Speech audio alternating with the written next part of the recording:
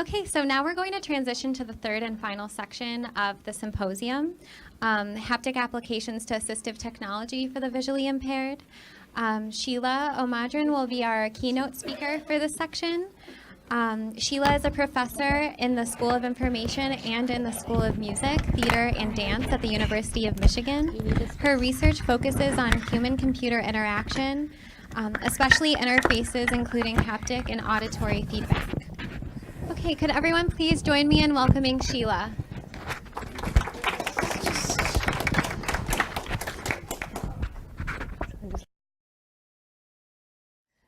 Today I want to talk a little bit about haptics as we kind of understand it at the moment.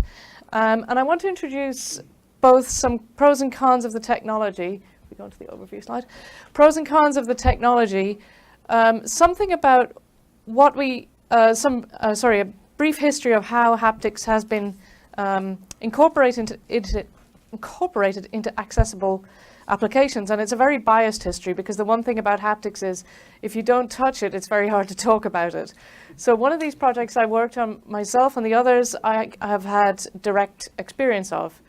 And then the next thing to talk about are some of the current developments in the field of haptics. And finally, some opportunities and challenges that remain to be addressed if haptics is really to become something that is usable for all of us.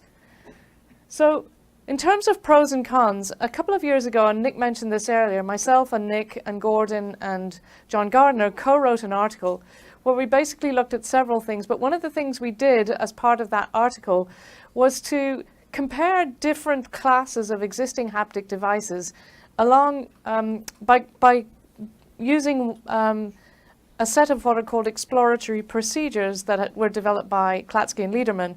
And these are just canonical ways that people interact with objects.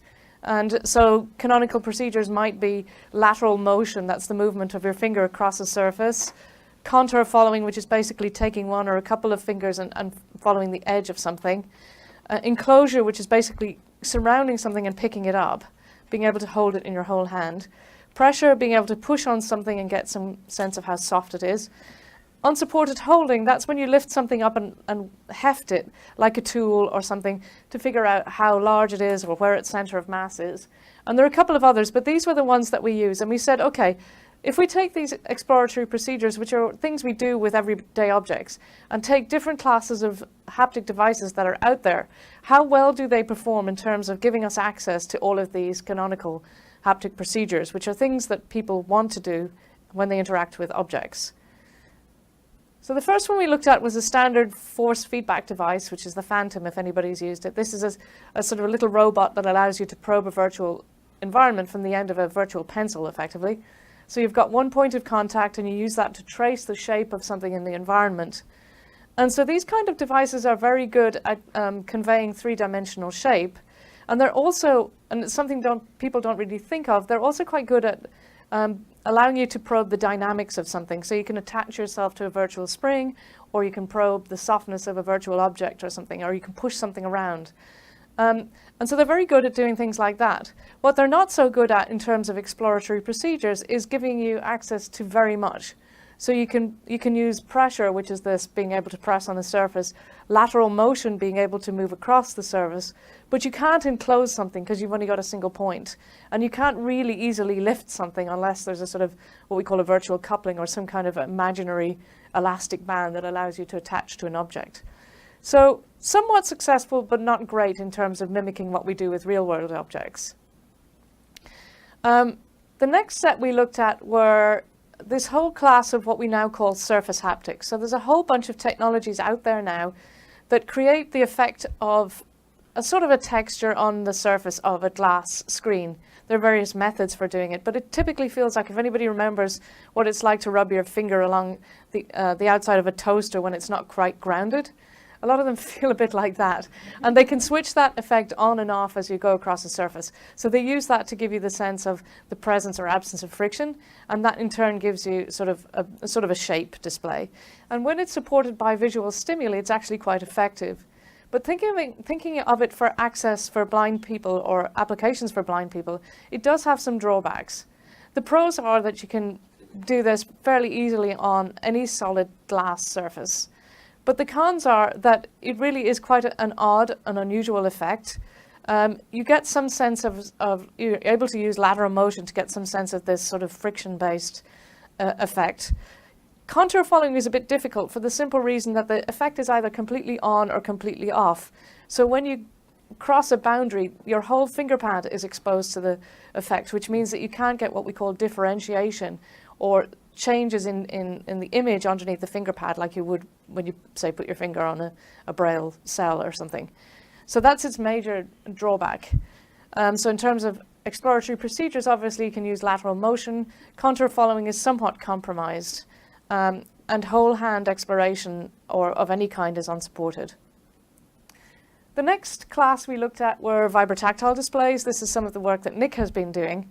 And again, here, the pros are that the technology is relatively inexpensive and robust. So vibrotactile actuators are around and they can be attached to, you can take an external vibrotactile actuator and attach it to pretty much anything.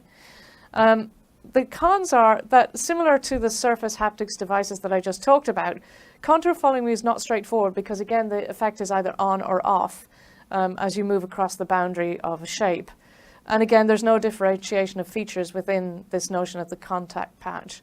And the third point, which Nick points out in some of his writings, is that the quality of the image depends on how many points on the surface you have you're able to place the actuators, because as you go further away from the actuator, the quality of the effect is degraded.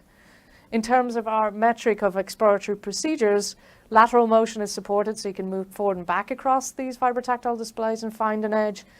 Contour following is somewhat supported, although it's a little compromised. And obviously there's no whole hand exploration at all, and no 3D image. And the last class of devices we looked at were tactile arrays. So these are the sort of pin arrays that we associate with the single line braille device that are now becoming more ubiquitous in, we hope, in full page tactile arrays. And the pros of these devices are that you get a 2.5D image. It's not fully 3D, but it's a raised surface. So you have contour following, you get differentiation within the contact patch, so you can read braille, for instance. You can put as many fingers as you like on the device, so you can have multiple fingers accessing an image and do things like spanning and comparing across hands and things like that. Again, obviously, because, well, the cons here are particularly cost, and also the fact that a lot of these dot displays are grid-based, so that your ability to render curves and shapes that don't necessarily follow that grid alignment is somewhat compromised. But in terms of exploratory procedures, we have lateral motion, we have contour following, we have a little bit of pressure. We can press back on these things to some extent, and particularly with the display that we're working on, that is something that we're starting to think of as something useful. So to summarize in terms of big pros and cons, the pros of sort of having haptics available is that, as with tactile images or diagrams of any kind, they do provide spatial information. They're also programmable, which hard copy tactile graphics are not. And the interesting thing is to think about how you can use even their limited spatial capabilities to convey information which is too difficult to convey through speech. The cons are that to the extent to which these devices can render realistic haptic effects, they limit you to being able, that's their limitation. You're kind of limited by what they allow you to do, basically.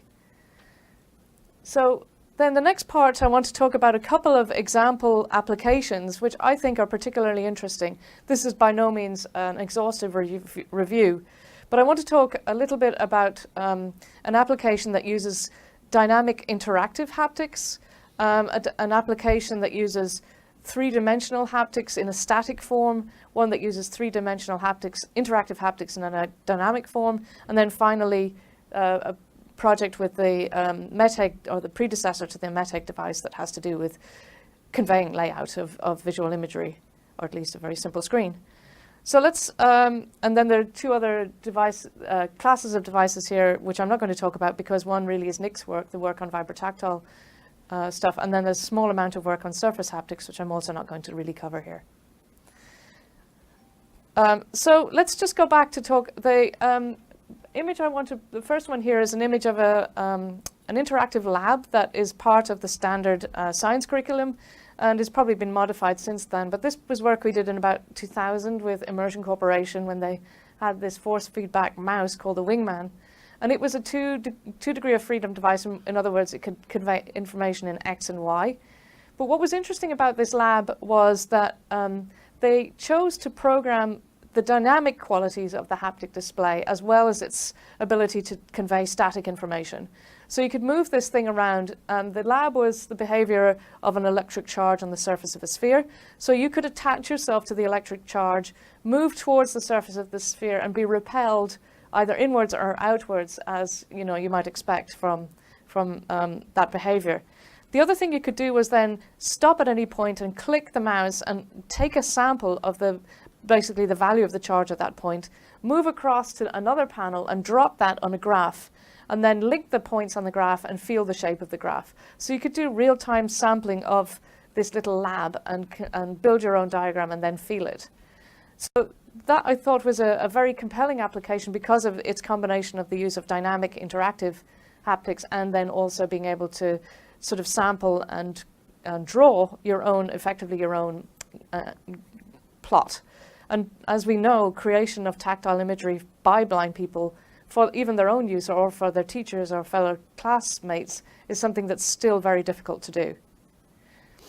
The second application here that I wanted to talk about was some work by Ewan Brewster that dates from about the same time. And again, there's probably more recent work than this, but what I liked about this project was they tried to look at the way that graphs can very quickly become complex, the way that you can have interactive and crossing lines, data and axes, and they tried to sort of build up a language of separating these things and allowing you to access them and read information off these graphs in a very efficient way. So they use texture, they use guided exploration. You could attach yourself to a point basically and be guided through the graph, or you could explore freehand. So all sorts of nice things about perception action coupling sort of came into this graphic environment, which was very nice.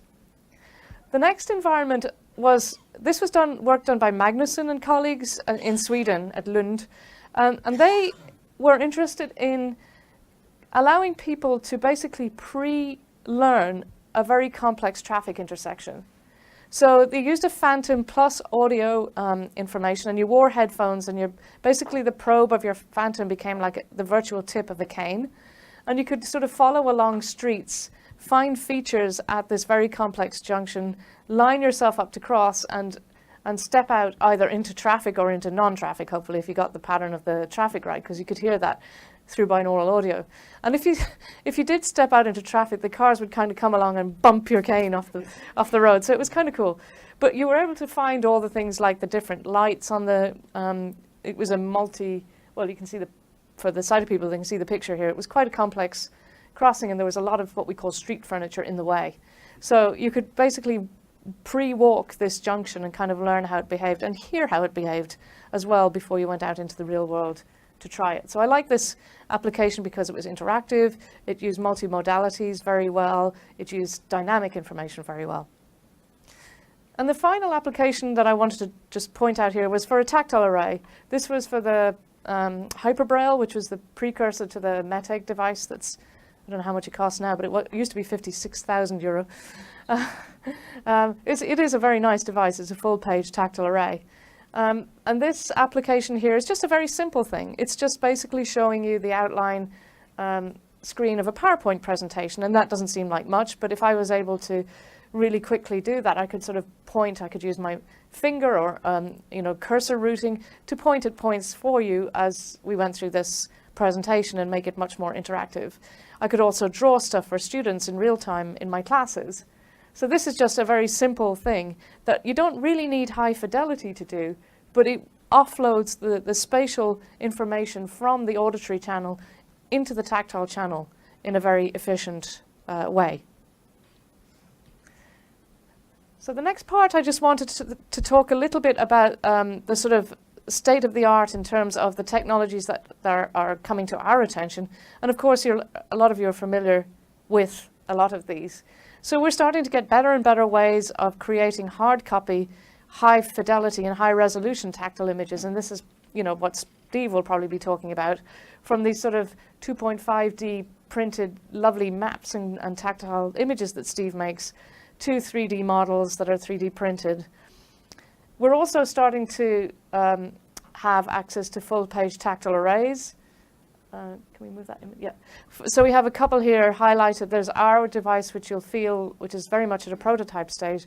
But what we're trying to do in our device is to think about what we call malleability. So not just output, but also input.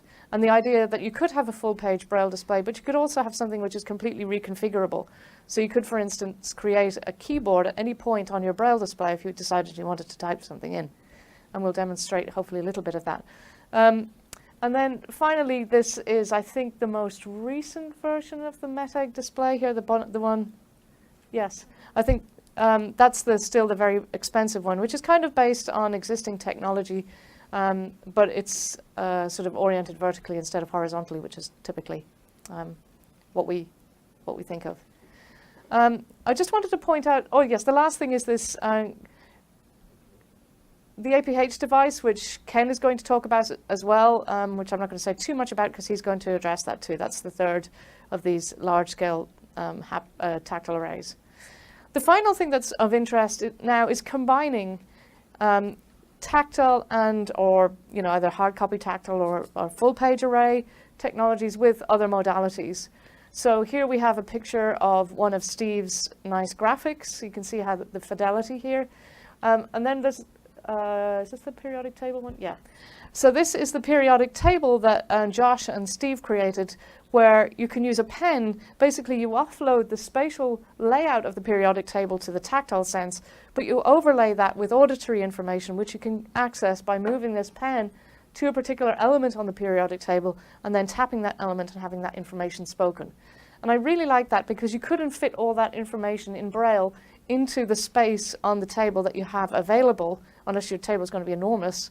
But you can convey a lot of information by offloading what you can to the spatial modality for searching and finding and having sort of relational information conveyed, but then using speech to convey the detail that's taking up a lot of space, basically. So that really just, in terms of what I think are interesting things about where we're going. The last part then, I just wanted to sort of point out, I think, what are some of the remaining opportunities and challenges for this whole area. And the first of these is the fact that because the haptic device, well, partly because the haptic sense is so complex, the haptic devices that are out there are heterogeneous. In other words, they're very different from each other. A force feedback device does one thing, a surface display does another, a tactile array does another, and so on. So it's very difficult to think of creating tools that allow you to create content that would work on all of these devices. So that's one challenge. How do you create the tools and even the techniques to allow you to create content for such a heterogeneous bunch of stuff? And then the second thing is, how can we design, even if we could do this, how would we go about designing appropriate tools for teachers and also for students? Because again, this notion that students should be able to create their own content is one that's really important. The next thing is to point out that the best designs depend on the input from expert users. And we really need to be able to get blind people into the design field so that they can help us design tools and content and be informed consumers of what we build. Then if such tools exist, can we ensure that the people who really need these tools can get the training to use them? And also, can we make them at a price point such that they can be easily distributed so that we can support basically the adoption of haptics as widely as possible? So it's not just cost, it's about getting the tools into the hands of the right people and getting their input to make these tools the best they can be. So to summarize then, haptics is this, haptic technologies are this very heterogeneous set of things. They have pros and cons that constrain how they can be used. It's still a very tech-driven field. And this presents challenges for us because we don't really yet have the tools to create the kind of content for haptics that's as generic. We don't have tools that are as generic as Paint for vision or the digital audio workstation for audio. We're a long way from doing that. And we need designers to generate both these tools and the content then that will allow us to use haptics in this very necessary way. And then finally, we need to train users or users, whether they're teachers or students, to become conversant with what haptics really means in terms of being part of our suite of tools for accessibility. So that's all I wanted to say.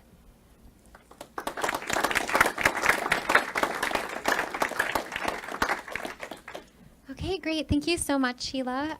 So now we'll have a panel discussion about Sheila's talk. So I'd like to invite the panelists for this section up to the front of the room at the table. The panelists include Steve Landau, Dr. Josh Miele, and Ken Perry. And Sheila will be the moderator. It will be a 25 to 30-minute panel discussion. So, yeah, do you want to start with Steve? Do you want a brief introduction? What should I say? Just a quick introduction. Who you are, What what you do. you do? Oh, my name is Steve Landau. I'm an adjunct professor at the Maryland Institute College of Art in Product Design, and I'm the founder of Touch Graphics, a company that develops exhibits and products that incorporate tactile and audio-tactile methods. My name is Ken Perry. I work with the American Printing House, as I've said. I work with Jeanette Wicker on a lot of projects, such as the Orion TI-84 tactile graphics, talking graphic calculator, the Orbit Reader 20, and now the graffiti. So I've been involved in a lot of these projects that are, as is it Sheila? I keep forgetting the first name. Says having a blind person involved in the design of this actually does help a lot. Josh. That's all. Josh. I'm Josh Miele. I'm a scientist here at Smith-Kettlewell, and I do research and development on all sorts of tools for getting better access to information for blind and visually impaired people. So I thought to start out with what might be really interesting is to ask each of you to just give a 1-minute description of something that isn't your own technology that you've seen that has surprised you and sort of inspired you in the last, we'll say, year. Oh, man. I wanted to do this on the fly. Okay, so I'll start. This is Josh. One of the coolest things I've seen recently is actually the shapeshift that we're going to be seeing after during the. Did you brought it with you? Well, you have it. Okay, so yeah, the shapeshift that Alexa spoke about earlier, that's going on in the lab that Sean runs at Stanford, is pretty amazing. And really just in general, the thing that's blown my mind about tactile and haptic representation and the renaissance that's happening in that field is that it's not some transformation that's taken place in material science or we haven't had some sort of revelatory new physics come that made tactile displays possible. It's actually old ideas that have come back to new life based on miniaturization and super cheap and reliable components that used to be gigantic and expensive and unreliable. And so that's kind of the thing that I'm most excited about these days. So Ken, what did you see at CSUN that blew your mind? Well, I don't know about CSUN, and I hate going behind Josh because he thinks too much like me, but he has all the numbers. Okay. So anyways, but the thing I've seen recently, and I'm still kind of waiting on a prototype, but they're working on it at Arizona. I don't know that it's going to be the thing, but what I like is all these technologies that are coming out, they're different. It doesn't, everybody's working on something different. And the lady in Arizona, I can't remember her name off the top of my head. I'm terrible with names, but she's working on a sonar haptic tactile device so that it has little pins that are actuated by sound. And she's saying she can get a 480 by 640 resolution on the palm of your hand. Now, I don't know that that's going to work perfectly the way she's talking about it, but I think it's going to be a extremely advanced opticon where you could get full words and stuff. So I can't wait to see what kind of prototype she puts out in the next few months. But we'll see. I mean, I think that's what wows me. Things like that and the elastic polymers, I think you're talking about the shape device. Yeah. But there's other things like tactile displays that will be able to draw a perfect line. The problem with those, I think, are going to be, being able to do multiple levels and stuff. But I still think those are great technologies to watch. Well, I'm not sure this fulfills the request, but the thing that to me is really encouraging and new is a technology that I didn't develop, but I am using it. So I hope that qualifies. Well, Okay, too late go on because then, I go don't on have then. anything else. That's all I can come up with. So there have been some real improvements in printing technologies recently, and one of them has very significant implications for our field. The tool called UV printing is really come into the mainstream now, and these are devices that can lay down extremely precise tactile lines and textures with very precise control of the height of every individual element on the graphic. So the thing that, I think people have been dubious about tactile graphics over the years because there's always been a problem with precision and repeatability. The techniques that we've had at our disposal, like vacuum forming and embossing, don't lend themselves to the kind of perfection that you need in order to really be able to display things with subtle gradations of roughness and tactile relief. And I think that now that we have those tools, we're going to see a golden age of tactile graphics begin to arrive, because it's now very easy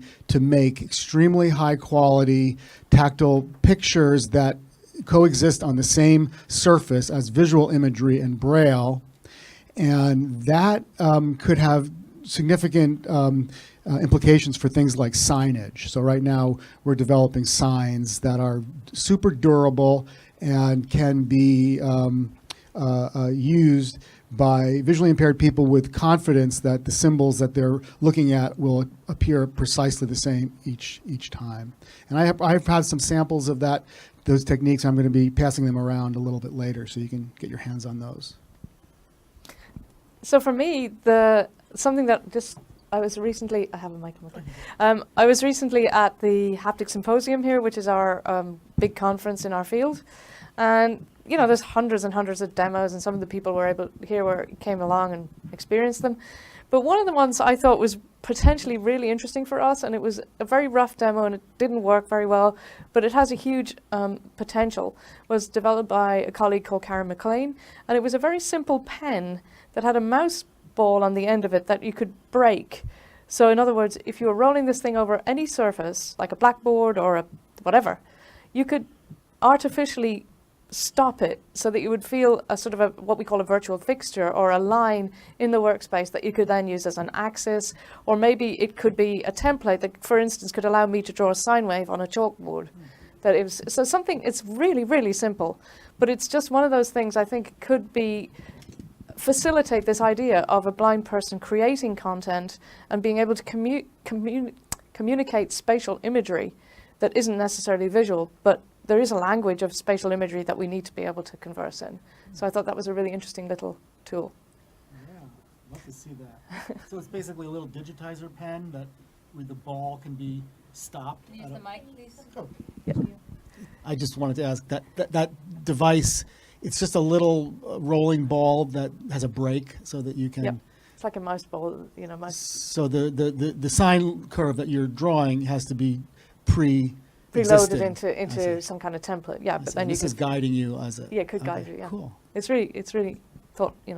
So to go with that, and I know you didn't ask about our stuff, but you mentioned in your talk, and I didn't speak up, But you said we don't have paint and stuff, but with the graffiti, we can now draw those lines and stuff. So, and they can be used digitally. So, I mean, I know your prototype doesn't do this, but you can draw on regular images. You can take pictures and draw on regular images. You can use HDMI. So we're finally getting to the point where we can watch a video, stop a video, draw on a line. Yeah. It's very exciting. Yeah. I mean, I think the challenge with any of the current devices, though, is you're still tied to a grid.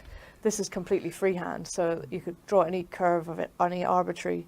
Yes, and as the grid gets smaller, that becomes arbitrary. I mean, if you look at the tactile TI-84 calculator, Yeah. it's only 96 by 64, so you still have those weird lines for slants, but sighted people have used that for 25 years. So we got to be careful not to run things off just because they're a grid. You know, we do arcs and we do 3D graphs on the TI-84 as a sighted person, and we're really, really close to that now on the graffiti. So just a thought. Yep, it's a fair thought. Anybody else want to contribute anything from the audience at this point?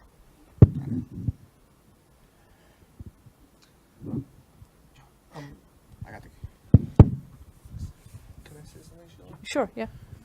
Yeah. So one of the valuable things that I think we have here today is a bunch of different domains of expertise, and the real question I think is that this group has the potential to dig into is, first of all, starting from, as Ting suggested, what is the need? What do what are we lacking in terms of being able to present information, and spatial information and modeling information are sort of these classically difficult things for blind people to get access to. So the kinds of devices that we're now talking about, Ken's APH's graffiti and the shape shift and a number of the tools that we saw at the Haptic Symposium. These are all sort of starting to nibble at the edges of relevantly being able to present information, and coming at it from the perspective of perceptual psychology, we really need to know a lot more. And Val was super interested in this and did a bunch of excellent research on it. We really need to understand not only how tactile perception works, but how haptic, what are the strategies and techniques used in haptic exploration, not just in terms of braille reading and scrubbing and stuff like that. That's interesting also, but when presented with a tactile graphic or a model, what are there a set of categorizable strategies that experienced tactile and haptic explorers use to identify what they're looking at and the salient features of it, and then finally, the people, the inventors in the room, like, what are the tools that we can use, knowing what the needs are and knowing what the strategies are that people employ. How can we build tools that have a chance of improving the situation for information accessibility? And that's just, I'm really excited about the community that we have here, being able to put those things to operationalize that set of problems and come up with solutions. Back on top. So, and with what Josh just said, some of the questions we've had, because this comes up a lot. I forget who was talking about, Braille is something we need to look at as a possible, there's different things we can do. But when I show certain graphics and stuff, TV eyes kind of cringe when it shows real text on the screen. But who knows, maybe in the future, as tactile graphics displays come out, blind kids will start to learn as a sighted kid would by seeing letters on the screen instead of just Braille. Because what I get is a lot of the TVIs cringe and say, well, we have to be able to do Braille, and your grid won't do Braille, but it will do the letters exactly as shown on the screen. So the question is, does that work or does it not work? That's one of the questions. We had Val was going to be working on pin heights and pin sizes, distance between pins. These are all research projects that maybe Still not. doing all that. Yeah, they may not be as glamorous as making a device, but they're hugely important when we do make the device. And you know, I consider myself a production researcher, so we make the stuff as best we can with the information we have, but the better information we have, the quicker we can get the stuff out. Because our goal at APH is to make products. So we have to make something with the information we have. And I'm just looking for the most information, and that's why this group is amazing. So. Can I just ask any of the TVIs who are here? So, you know, you've probably heard this kind of a presentation about technology many, many times.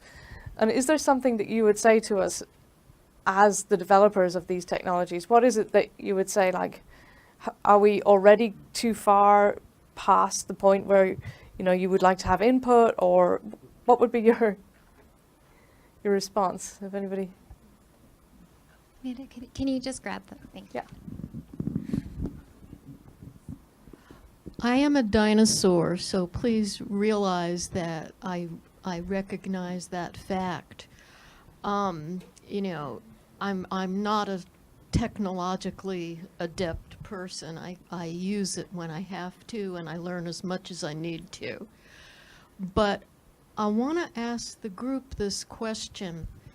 A lot of times it has come up today that when you're designing these tools, that you look for expert users and you use their methods for developing the technologies.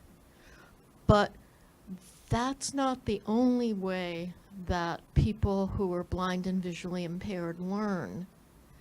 And I completely agree that we need to look at expert users and say, how does, you know, say you're looking at Braille, you want to find out how somebody who reads 200 words a minute in Braille reads.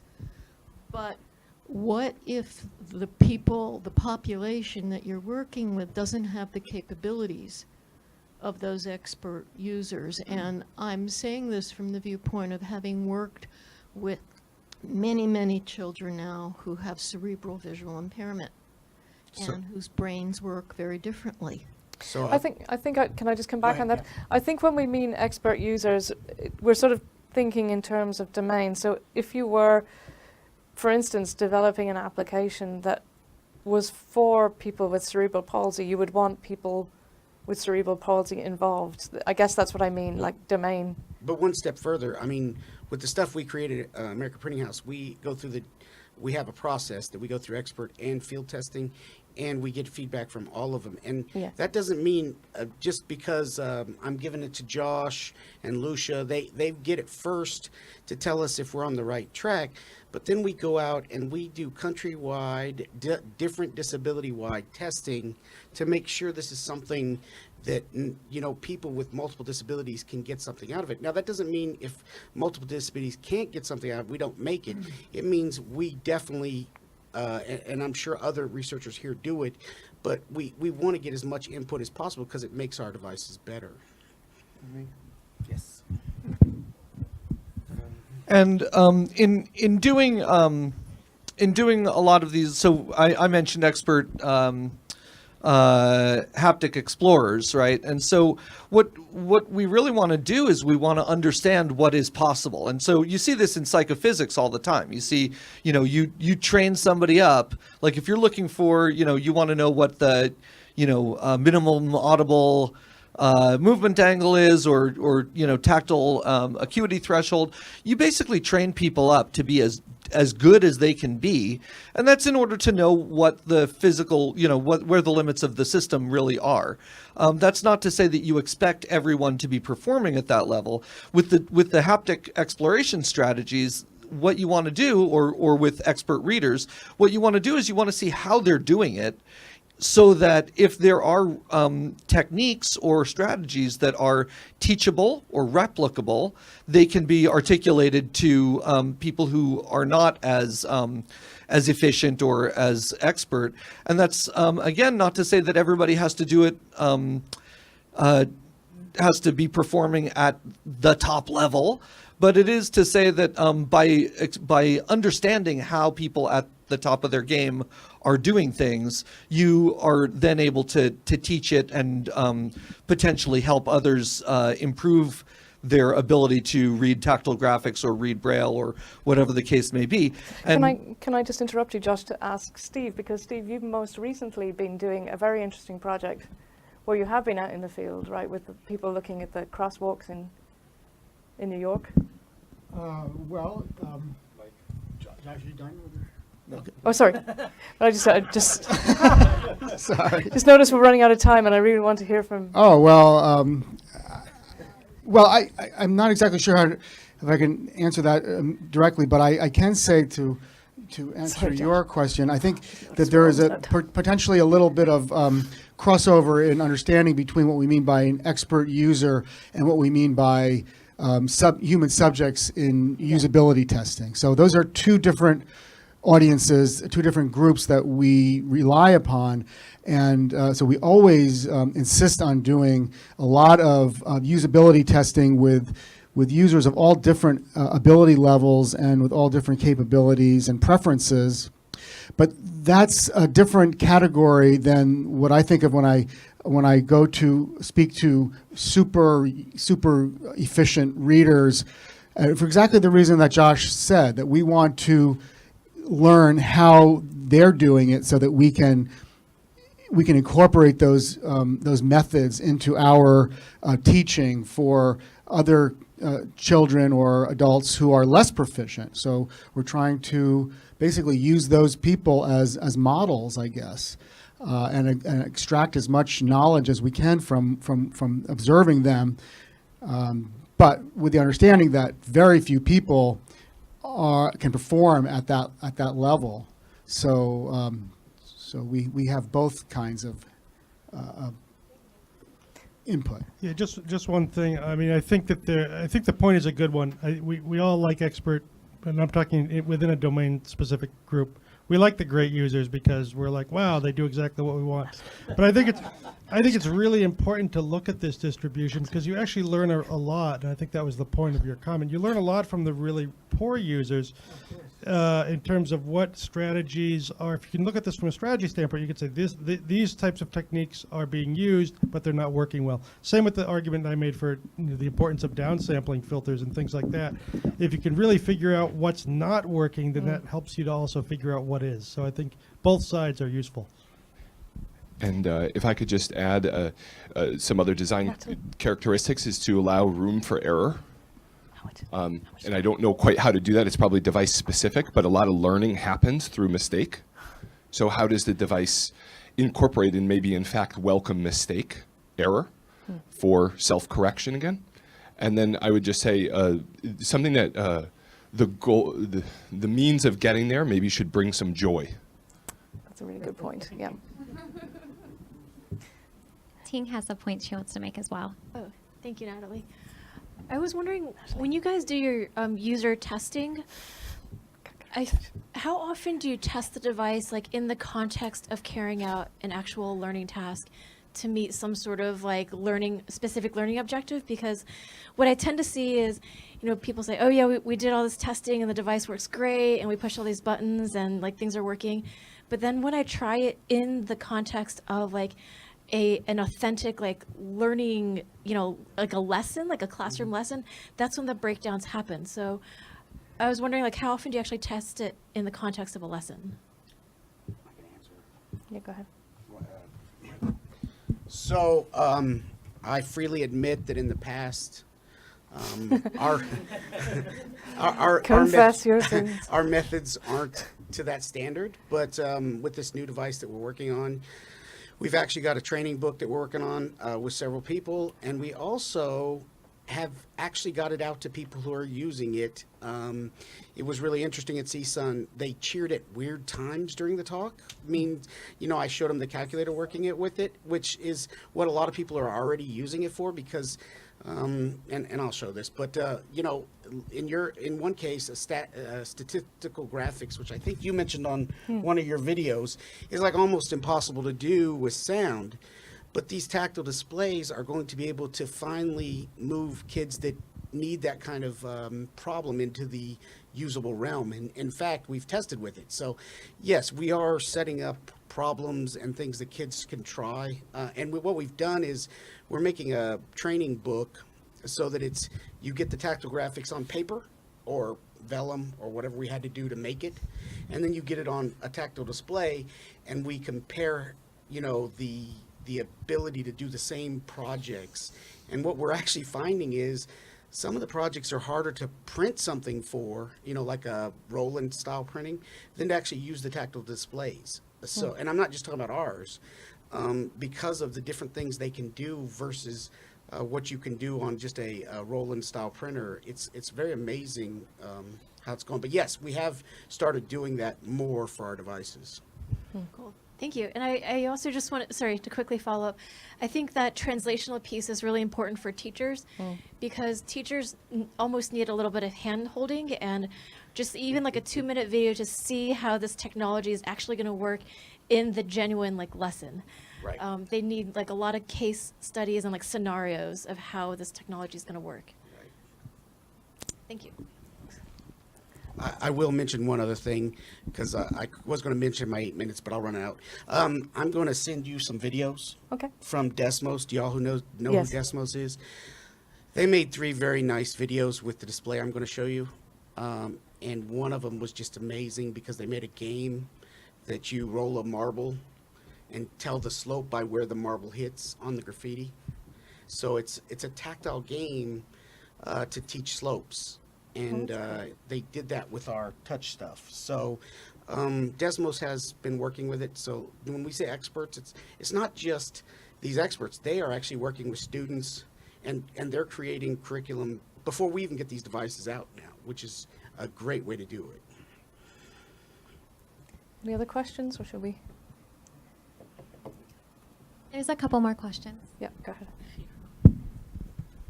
Gordon Legg here.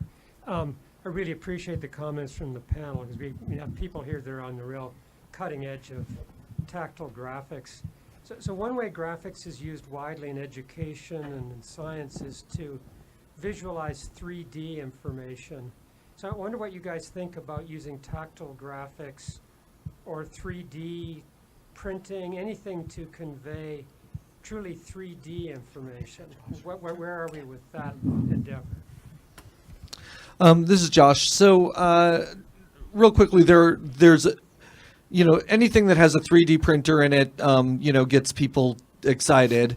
There's been, you know, the craze of 3D printing has sort of peaked, and now people realize, I think, that there are that it's actually pretty hard to sometimes use 3D printers. But in terms of for accessible education, 3D models is probably the best use case for 3D printers. Most, you know, many concepts that are renderable as graphics are better off produced as raised line drawings or maybe on a display like the graffiti.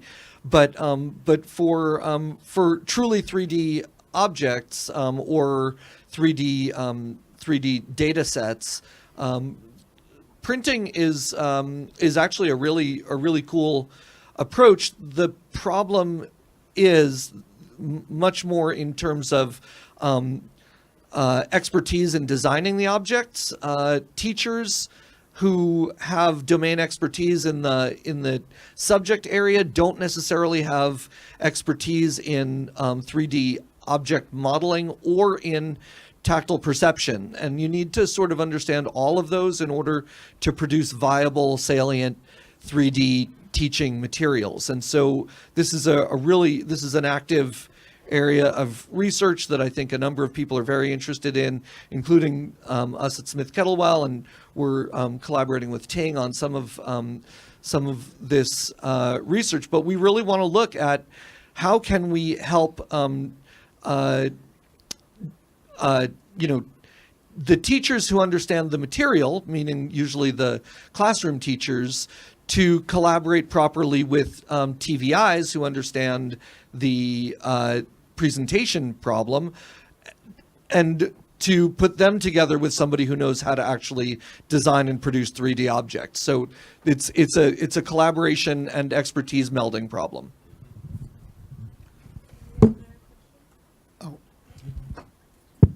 Hi, I'm Debbie. I used to work here. Now I'm retired.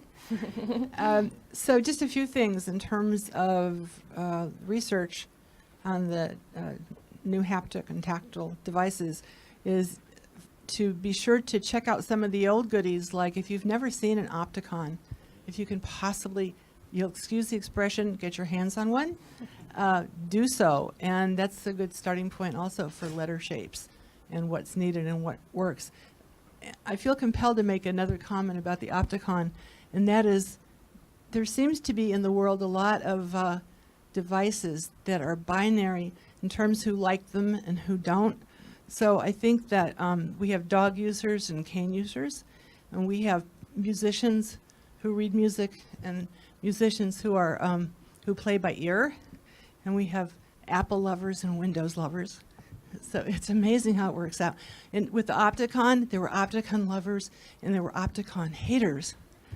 And don't ask me why, but they were adamant about it. And of course, each group feels that that they're right, and the other group should understand.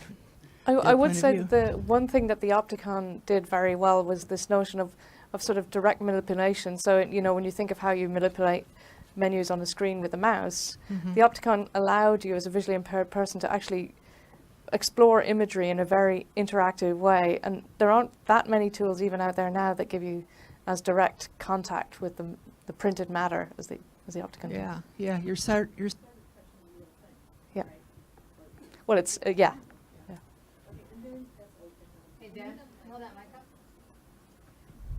New technology. Has anybody seen the QWERTY free? I saw it at CSUN, kind of a private showing because they didn't have it. Okay, it's an app and you can get it, I think, for $5. And I think it's just QWERTYfree.com. There might be a hyphen in there, I'm not sure. It lets you do the alphabet and letters with just gestures across the screen. So pretty cool. Okay. QWERTY, look at your keyboard. Yeah, QWERTY. So, and then the word free, FREE. So any other questions, or I'm sort of conscious of time here. I think Natalie's going to shout at me in a minute. But You have a couple more minutes. Theoretical question.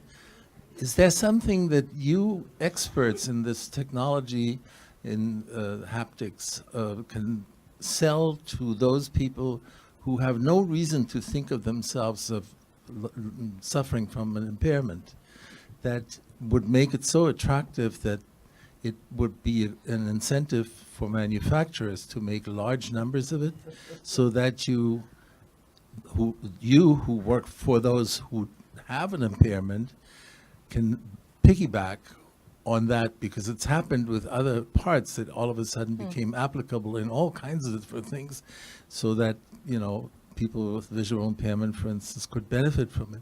And I just wondered if it's maybe worth to think about what makes haptics or tactile perception so attractive that it's basically not replaceable by anything else.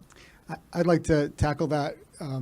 It's a really interesting question, and you know, it sounds crass to say that, you know, we need to sell more of this stuff, but actually that is the key to increase the volume of sales so that we can devote, you know, the proper amount of R&D to making these things really, really great.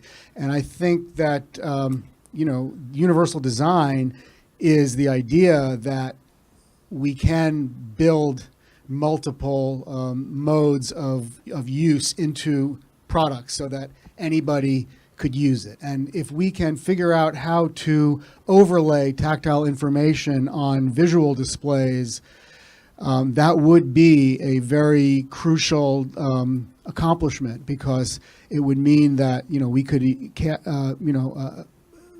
have the same economies of scale that drive consumer products in general. So one example of that is, what I was mentioning earlier was this new technology for printing allows us to make visual graphics that incorporate very high quality tactile lines and textures and braille on the same surface.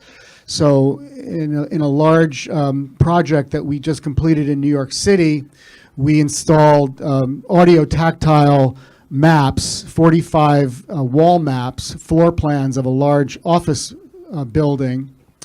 And there's very few visually impaired people in this facility that use those maps. However, the maps are very pretty, they're backlit, they're very vibrantly colored, they talk, they light up when you touch them, and people like it.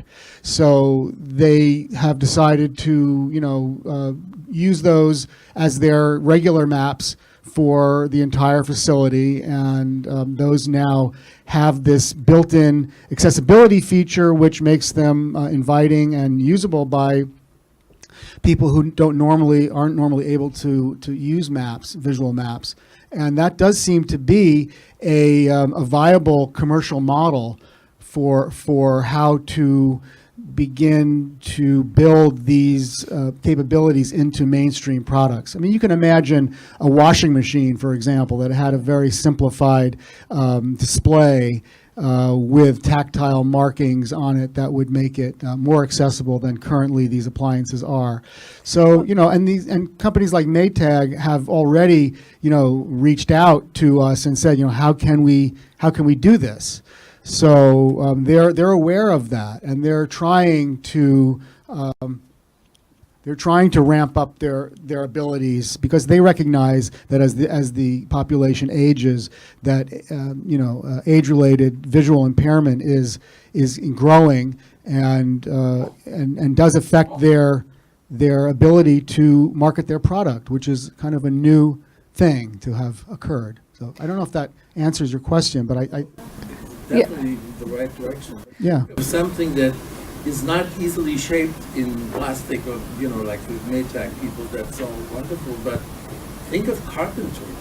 Yeah, I mean, I was going to say, what we've given up is So many tasks there that really need touch and benefit from touch. I mean, Our eyes are not that good making a judgment about a surface, a wooden surface that is not. So an accessible table saw? Yeah. All table saws are accessible. But I mean, the point I was going to make was, think of the things that we've given up, like the click feel of buttons, for instance. That's the kind of thing I think we can bring back without too much difficulty to flat surface displays. I mean, Apple is already doing it in terms of what, these virtual buttons, but we can even do raised features that have click feel response. And I think that those kind of things, as people get older, become much more useful for controlling fine-grained manipulation of things. The amazing button tech. Yeah. Wow, buttons. Yeah. Totally agree. Okay, great. So thank you so much for a wonderful discussion.